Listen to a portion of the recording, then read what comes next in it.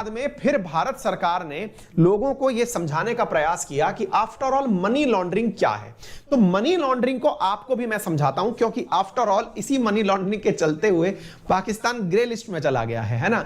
Money laundering क्या होती है साथियों, जैसे मान लो आप हैं कोई अधिकारी, जैसे मान लो कल को आप जो है कहीं के बढ़िया से अधिकारी बन गए, स्टेट पीसीएस, एसएससी वगैरह में कहीं पे भी आप अधिकारी बन गए, नंबर 2 का बढ़िया पैसा कमाया। मैं मनी लॉन्ड्रिंग सिखा नहीं रहा हूं यार, फिर वही बात है, कुछ भी सीख लेते हो तुम लोग।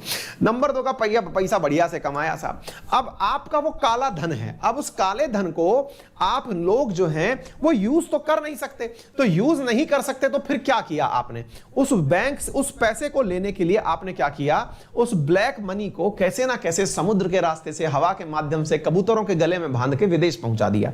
विदेश पहुंचा करके आपने जब वो पहुंचाया तो वहां से कोई व्यक्ति आपके नाम पर फर्जी कंपनी खोला, वो वहां से आपके वो खरीद लिया, क्या कहते हैं ना, आपकी कंपनी के शेयर परचेज कर लिया या आपको दान दे दिया। क्या बात कर रहे हो सर आप, अडानी की बात तो नहीं कर रहे हो? अडानी के साथ भी तो ऐसा ही हुआ है अभी। ओह सॉरी, मैं कहीं और निकल गया।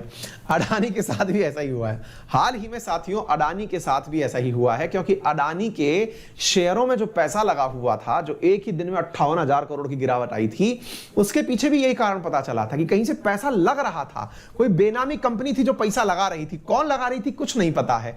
भारत में आर्थिक अपराध बहुत आसान है, मतलब आपको और मुझको फील आ रही है कि यह काम किया जा सकता है। सोच रहे हैं आप, अपन लोग नहीं कर पाएंगे यार, हम मास्टर रह जाएंगे, तुम बढ़िया से अधिकारी बन जाओगे, क्या ही है, पकड़ते फिरेंगे अपन लोग इनको, और क्या है।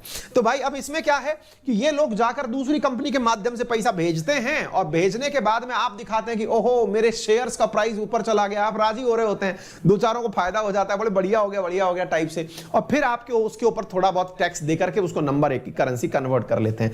पैसे का ये जो राउंड ट्रिपिंग हो रही है ना, ये मनी लॉन्ड्रिंग है। काले धन को गोरा धन बनाने की जो प्रक्रिया चल रही है, ये मनी लॉन्ड्रिंग है। आसानी से पकड़ में नहीं आती है ये। इसको पकड़ने के लिए साथियों भारत सरकार ने पहले से भी एक कानून बनाया हुआ था, जिसे आप prevention of money laundering act 2002 कहते हैं। इसको याद रख लीजिएगा, prevention of money laundering act 2002 Bharat में ऑलरेडी एग्जिस्ट करता है, जिसके तहत लोगों को मनी लॉन्ड्रिंग के लिए रोकना होगा, उनकी संपत्तियों को सीज करना होगा जो मनी लॉन्ड्रिंग के लिए जिम्मेदार पाए जाएं। लेकिन ये तो 3 कलाकार कुछ और ही करते हुए पाए गए थे। ये केवल मनी लॉन्ड्रिंग नहीं कर रहे थे, ये तो बैंकों से पैसा लेके भाग गए। बोले इनने का, एक मिनट देखो, मुझे पसंद है ये तीनों के तीनों, विजय माल्या, नीरव मोदी, मेहुल चौकसी, दोनों मोदी है ना।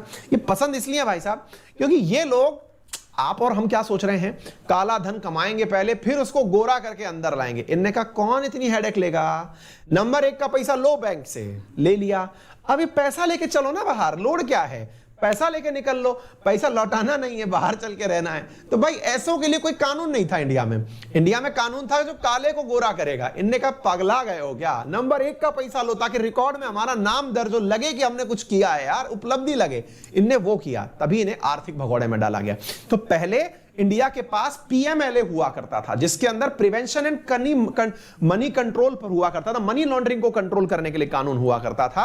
2018 में ऐसे भगोड़ों के लिए कानून लाया गया, और यह कानून रेट्रोस्पेक्टिव काम कर सकते हैं, अर्थात पिछले डेट से काम कर सकते हैं। तो उम्मीद है इन दोनों की जो संपत्ति अभी एनफोर्समेंट डायरेक्टरेट ने अंदर डाली है, उसके पीछे का जो प्रमुख रीजन है वो क्या है, उसके पीछे का प्रमुख रीजन यही है। क्या सर इसमें कोई सजा वजा का प्रावधान है क्या? हाँ, सजा वजा तो खूब है, 3 से 7 साल की, 10 साल की सजा है।